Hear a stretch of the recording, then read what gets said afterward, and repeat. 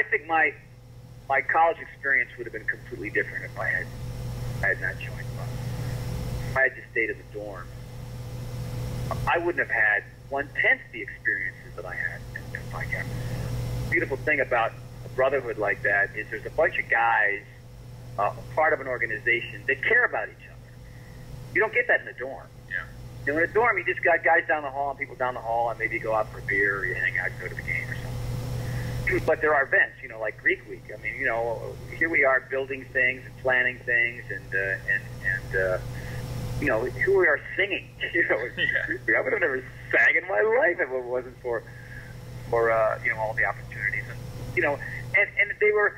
The cool thing was, as a group like that, you know, if you were struggling or you were having a tough time producing a class or girlfriend or someone else in your life, there were people to turn to, you know, that you really trusted. You know, they were like-minded people.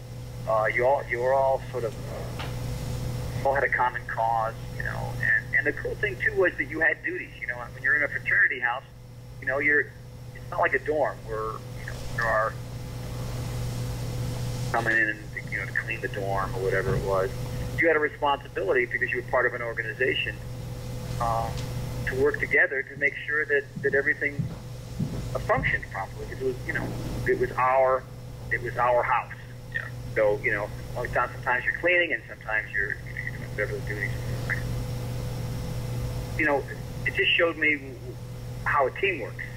You know, with Beachbody, we're a team. There's different people. You know, there's the marketing folks, and there's the advertising people, and there's the trainers like myself, and you know, 300 people, and we're like a big fraternity. You know, we're all there for the common cause, trying to make life better for people.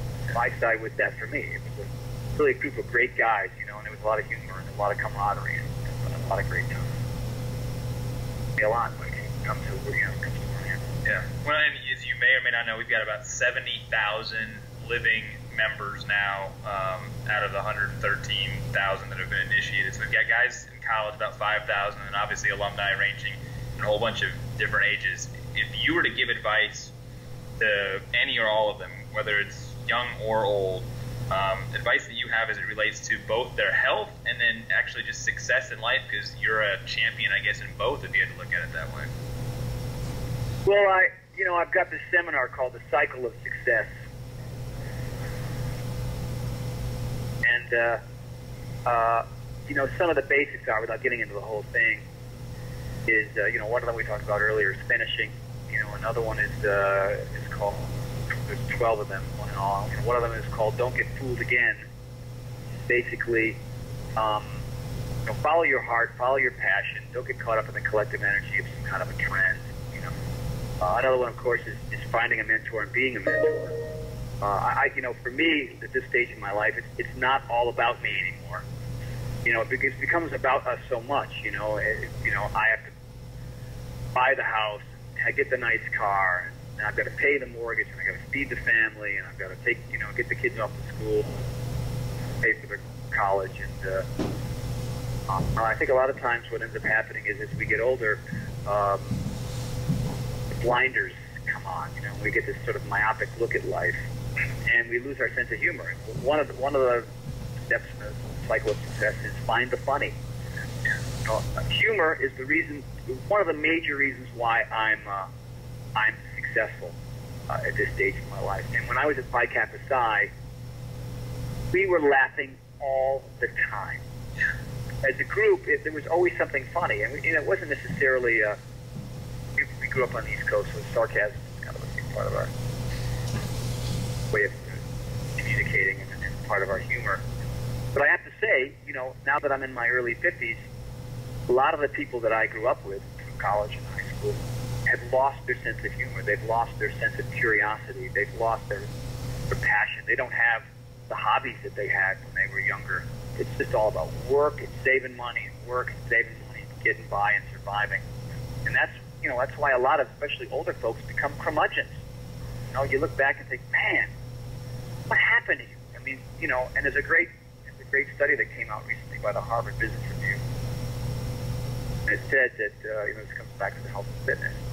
But, you know, there are three capacities of life: physical, the mental, the emotional, and the spiritual, and to become successful, truly successful. And they interviewed all these really successful CEOs, very successful.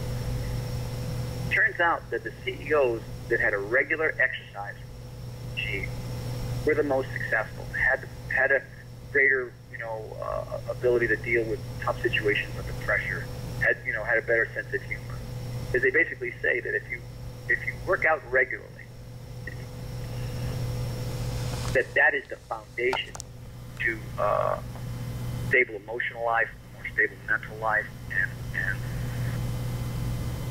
spiritual life. So, my advice would be, and it all comes back to fitness, is if you exercise 5 to 6 days a week and you eat whole foods, life's a whole lot easier. Yeah, because when you exercise, you release norepinephrine, dopamine, serotonin. These proteins and molecules create something called brain-derived neurotropic factor that you cannot get any other way. You can't get it through drugs. You can't get it through alcohol. You can't get it through fatty, sugary, salty food. We try to get it through those bad after effects. But when you exercise regularly, your life is